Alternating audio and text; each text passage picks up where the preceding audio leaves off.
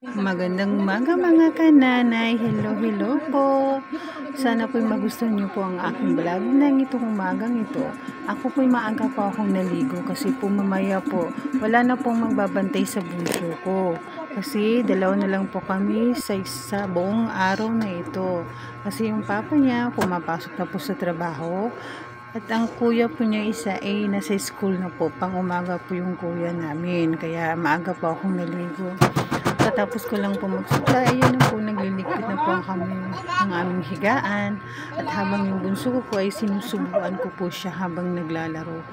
Sabay ko po ginagawa yan para matapos po ako sa gawain. Kaya nililigpit ko po yung kutso, nilalagay ko na po sa taas para malaking lawak po ang nilalaruan niya po. Kaya minsan po, nililigpit ko na po, tinutupi ko po yung mga kumot, kung ano-ano po yung pinagagawa niya. Yan po siya naglalaroan po sa may mesa. Kaya po ako busy naman po ng tutupi ng aming higaan.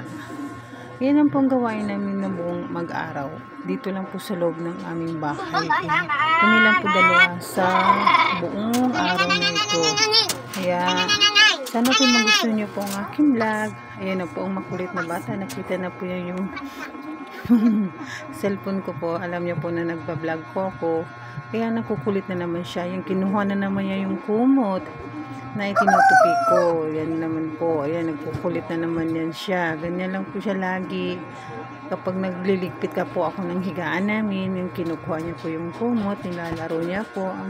Kaya nagpapagpag na po ako sa may higaan po namin kasi may mga madudumi po, mga buhangin po na galing sa labas. Minsan itong bunso ko po, pumapasok po yan din sa loob ng bahay. Yung tsinelas niya po, pinapasok niya po doon sa may higaan namin. Kaya marami pong buhangin. Pagpag lang po muna ako sa aming higaan at pagkatapos ko pong pinagpag, inaalis ko na po yung unan sa mga gilid-gilid sa may semento. Kasi minsan sobrang kulit po ng anak ko, mauuntog po siya sa semento. Ayan po. Iniano ko na po yung nililigpit ko naman po dito sa may kabila. Habang yung isang bunso ko po ay ayan po, nagtatago na po sa may kumot.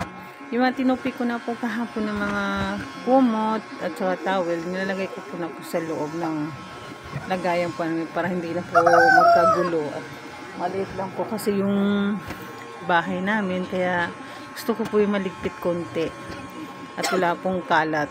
Ayan na po. Kaya pasensya na po kayo sa boses ko po na hindi nyo po ako masyadong nahihiya po akong mag-voice. Kaya sana po maintindihan nyo po ako. And po, habang ako po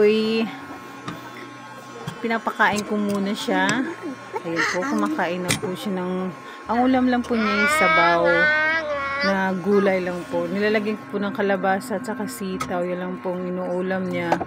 At habang siya po hindi pa po tapos kumain, ayan po, yung lagayan po namin ng sabon, nilalagyan ko po kasi kabibili ko lang po kanina at naubusan na po kami. Sana po magustuhan nyo po ang aking vlog at sana hindi po kayo magsawang manood ng aking vlog. Sa hindi pa po napag-subscribe, mag-subscribe na po kayo at mag-like.